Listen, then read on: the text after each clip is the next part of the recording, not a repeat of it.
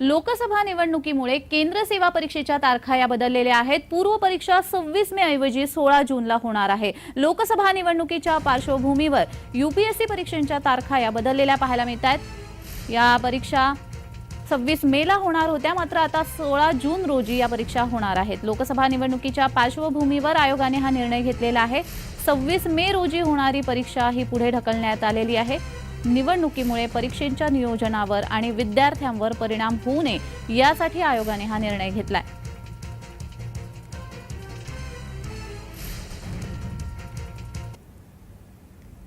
तर या संदर्भात अधिक माहिती देत आहेत आमचे प्रतिनिधी रोहन कदम। रोहन, लोकसभा निवडणुकीच्या पार्श्वभूमीवर आता केंद्र सेवा परीक्षा देखील तारखा त्यांच्या पुढे ढकलण्यात आलेल्या आहेत। अधिकची माहिती।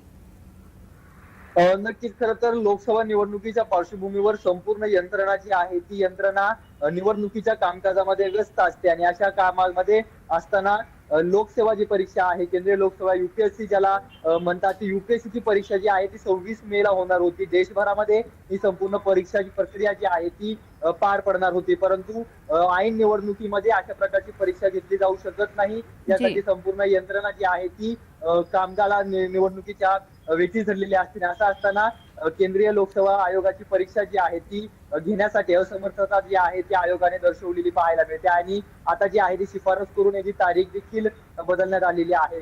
26 मे ला होणारी ही परीक्षा 16 जून मध्ये आता घेण्यात येणार असल्याची माहिती जी आहे ती सध्या जी जी जी धन्यवाद रोहन, तुम्ही दिलेल्या या सविस्तर माहितीसाठी।